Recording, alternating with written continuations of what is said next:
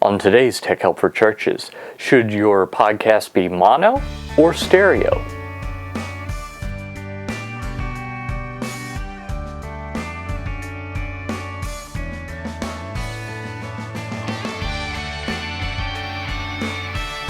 Hi, and welcome again to another episode of Tech Help for Churches. This is the show where every week I help you with new media, social media, the internet for your church. My name is Paul Allen Clifford. So one of the technical questions that you have to ask is, should my podcast be mono or stereo? Now, stereo is a newer technology. It used to be that it was a big deal just to record at all, so everything started in mono, just one channel. Then it went to stereo, and there was sound separation. You could hear a little bit more of a guitar in one ear and maybe a little bit more of drums in another, things like that. So you would probably think that stereo is the way to go. It's a better format. No, it's not. And let me tell you why. Most of the time, podcasts are going to be listened to people in less than optimal listening situations. So let's think about where you're probably listening to the podcast. If you're listening to the audio-only version of this show, you're probably listening to it in your car. Maybe you're listening to it in earbuds. Maybe you're running, maybe you're exercising, maybe you're doing household chores, maybe you're out and about. Now, maybe you've got both earphones in. But maybe you don't. And maybe you like having just one, like this, so that if anyone were to interact with you, you would know it immediately, but you can still hear what's going on. Now imagine, if you will, that instead of having a mono show where you get the same thing in both ears, that it's stereo. My little sister, back in the 80s, when we were growing up, she bought a cute pink jam box, but it was a mono jam box. So if you're older than I am, you may not know that it's a little stereo system, only it wasn't stereo, it was mono. So I firmly remember her putting in a cassette tape of a musical we were doing at our church to listen to it and do some practice. And when she did that, some of the sounds seemed distant. You couldn't quite hear it. By contrast, if I took that same cassette, put it into mine, which was a much larger system, it was black, I really liked it, had a few more options, cost more money.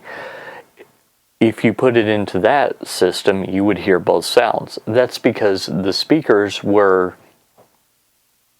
had stereo speakers, one on each side, a left and a right, and they were both in close enough proximity that if you were in front of it listening to it, you could hear both sides.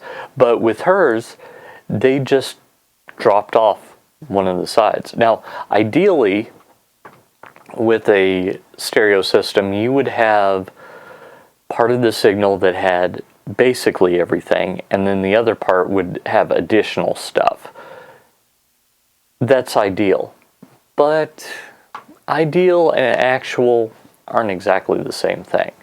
So when the engineer created the mix for that music, they just assumed everyone would be listening to it in stereo. And the people that were listening to it in mono would have some degree of control, and maybe they would be able to pan everything to one side as opposed to just leaving out one side of the audio.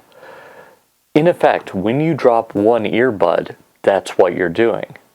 Now, what I want you to consider is, for spoken word content, why would you have mono?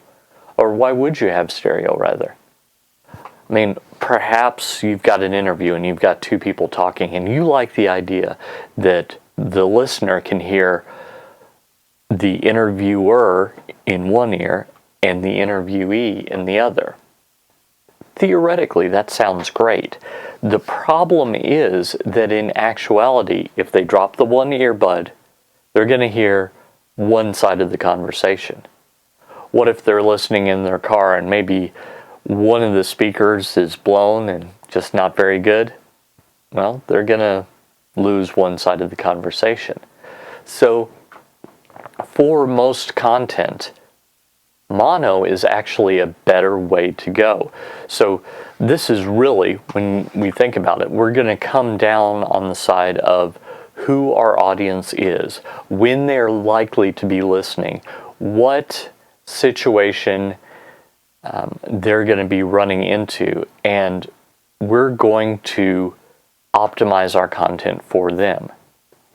Now, there are other reasons why mono is perhaps the best, but let's talk about situations where stereo is actually better. Now, in podcasting, there aren't a lot. I'm going to admit that right up front, ahead of everything else. There really are not a lot of situations where stereo is better. You might be thinking, but Paul, there's music. Yes, there is music. But most of the time, you don't want to podcast music. Why?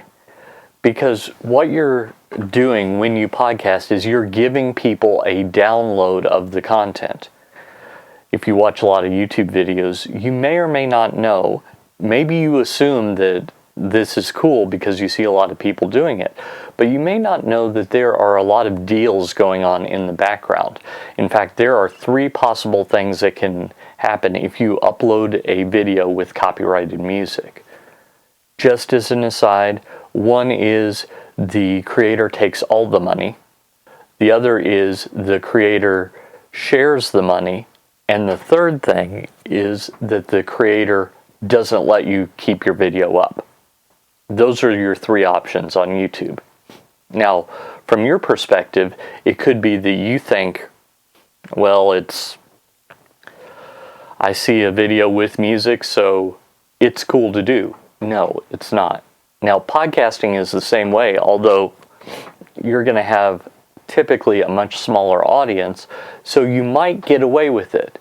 But I want to encourage you to read Romans 13 and consider if the Apostle Paul was saying, hey, if you can get away with breaking the law, that's okay. I'm okay with you getting away with it.